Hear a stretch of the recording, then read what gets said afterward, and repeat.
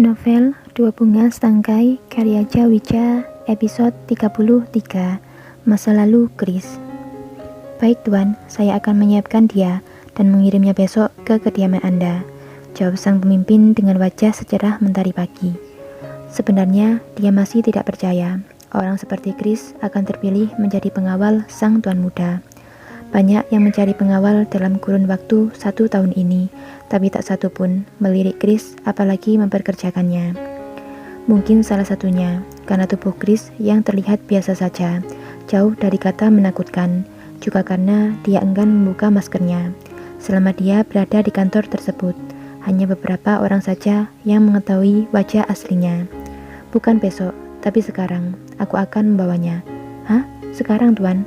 Tapi kami perlu memberikan pengarahan pada Chris terlebih dahulu, Tuan. Juga menuliskan beberapa perjanjian. Sudah menjadi prosedur kantor ketika seorang bodyguard-nya diminati. Mereka harus melatih ulang poin-poin penting peraturan yang tidak boleh dilakukan untuk tidak merugikan pihak penyalur jasa maupun pihak yang bersangkutan. Sang pemilik bodyguard juga harus membayarkan beberapa uang tunai untuk mengambil kontrak seseorang yang diminati tersebut kepada pihak penyalur jasa.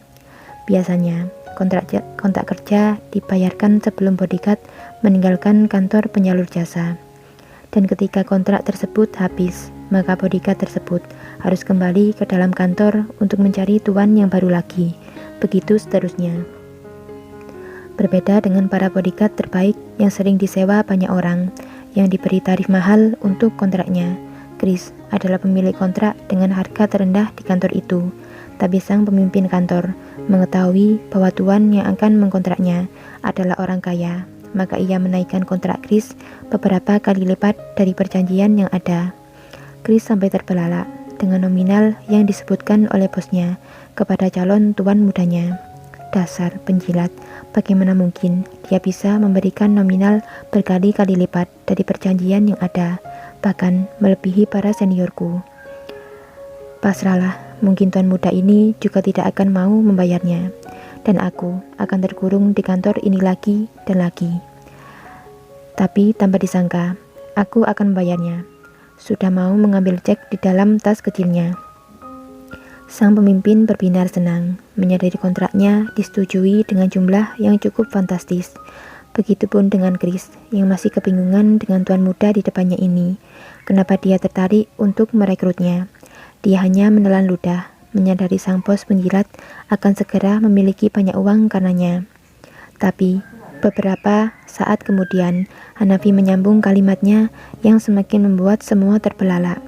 Aku tidak akan membayar untuk kontraknya, tapi aku akan mengambilnya dari kantor ini. Maksud tuan apa? Sang bos sampai terbata. Aku akan menebusnya, dia akan bersamaku seumur hidupnya. Apa? Jawab Chris dan bosnya serentak bersamaan.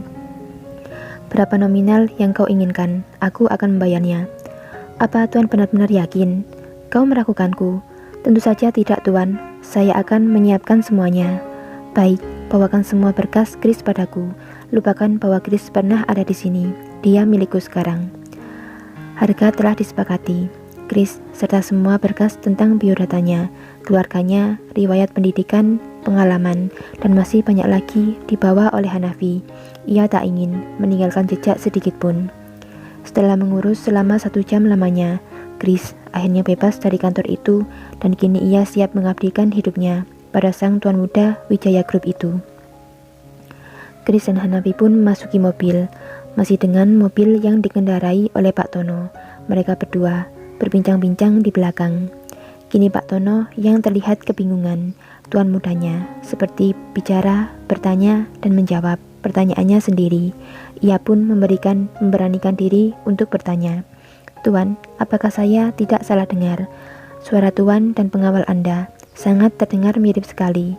Benar Pak, kami memiliki suara yang sama dan tubuh yang sama. Untuk itulah aku memilihnya. Tubuh yang sama, maksud tuan? Ya, kami memiliki postur tubuh yang sama, suara yang sama, tapi dengan wajah yang berbeda. Pak Tono hanya manggut-manggut di depan kemudinya, masih bingung dengan pilihan tuannya itu. Oh ya Chris, aku ingin tahu wajahmu, lepaskan maskermu. Kini sudah fokus menatap Chris di sebelahnya. Maaf Tuan Muda, saya tidak bisa bekerja tanpa masker saya. Aku tahu, kau akan tetap bekerja dengan maskermu. Itu akan menjadi identitasmu dan keuntungan untukku. Keuntungan? Apa maksud Tuan Muda ini? Menatap Tuan Mudanya dengan tatapan polosnya. Ya, dengan suara yang sama, postur tubuh yang sama, orang akan sulit membedakan kita, dan kau bisa menggantikanku di berbagai acara. Menjelaskan tanpa diminta, karena melihat tatapan bingung Chris di sana. Sesekali kau akan menjadi pengawal pribadiku, tapi kau juga bisa menggantikanku. Baik Tuan Muda, kini aku mengerti mengapa Tuan Muda menginginkanku untuk seumur hidupnya. Ternyata aku akan mempunyai tanggung jawab yang besar nanti. Oh Tuhan, aku sungguh tak percaya. Semua ini di luar dugaanku. Lepaskan maskermu. Baik Tuan. Hanafi mulai membuka Chris mulai membuka penutup itu, dan sedetik kemudian terpampang jelas wajah yang selama ini ditutupi dari banyak orang. Di bagian dagu, bibir, hingga separuh pipi bagian kanannya terdapat luka bakar. Jika dilihat dari garis wajahnya, sebenarnya dia adalah orang yang tampan dan mungkin bisa dibilang 11-12 dengan Hanafi, dengan kulit yang sama putih bersih. Hanafi terkaget dengan wajah asli Chris di depannya. Bagaimana kau bisa mendapat luka bakar sebesar itu? Iya Tuan, ini karena kebakaran yang menimpa keluarga saya. Chris pun bercerita, ia dulu mempunyai keluarga yang cukup mapan bersama keluarganya. Ia 2 bersaudara. Ia mempunyai seorang adik perempuan yang beda 7 tahun darinya. Malam itu, saat semua tengah terlelap tidur, kebakaran hebat melahap rumahnya. Semua anggota keluarga, ayah, ibu, adik, kakek, dan neneknya tewas terpanggang hidup-hidup dalam kejadian itu. Kala itu dia terbangun karena rasa panas dan sesak. Asap yang memenuhi kamarnya. Kamarnya lah satu-satunya yang belum terbakar. Ia ingin keluar dari kamar dan menyelamatkan anggota keluarganya. Ketika membuka pintu, hanyalah api yang terlihat di sana. Ia memanggil-manggil seluruh keluarganya, tapi tak ada sahutan sama sekali. Ia juga berusaha menerobos hingga ia terjatuh. Wajahnya tepat di sebuah bara api yang masih menyala, sehingga menyulut sedikit bagian wajahnya. Pakaian yang dikenakannya pun juga ikut terbakar. Terasa tak akan mampu untuk menyelamatkan keluarganya. Dia pun kembali ke kamar, berusaha memadamkan api di tubuhnya. Juga secepat kilat, mengambil beberapa ijazah dan berkas-berkas penting dalam lemarinya. Kemudian dia memecahkan jendela dan melompat pergi dari sana. Dari luar, dia hanya bisa memandangi rumahnya yang tengah menyala-nyala, terbakar seluruhnya, termasuk kamarnya, yang kini mulai ikut tersulut juga. Ia menangis jadi-jadinya, sampai ada banyak warga yang mendatanginya, juga beberapa mobil pemadam kebakaran yang mulai berdatangan. Pagi itu, Chris tersadar, sudah berada di ruang rawat inap di salah satu rumah sakit. Wajah dan lengannya dipenuhi dengan perban. Ternyata semalam, ia pingsan karena terlalu banyak menghirup asap di kebakaran itu. Ia melihat seorang di sampingnya, ternyata adalah tetangga dekatnya. Menyadari Chris sudah tersadar, wajahnya tampak berbinar senang. Semalaman ia telah berada di situ menunggunya. Kau sudah bangun Chris, syukurlah, jangan banyak bicara, dan bergerak dulu, biar tubuhmu pulih dulu. Bagaimana dengan keadaan keluargaku Pak? Apa mereka juga ada di sini? Tanyanya dengan sedikit terbata-bata, karena perban yang ada di wajahnya.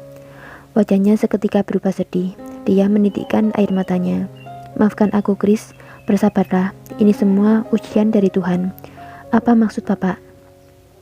Sudah memotong kalimatnya, menyadari terjadi sesuatu yang buruk pada keluarganya. Seluruh keluargamu ditemukan tewas di dalam kamarnya masing-masing, bagaikan jatuh tertimpa tangga, dan dari situlah awal kelam kehidupan Chris dimulai. Bersambung.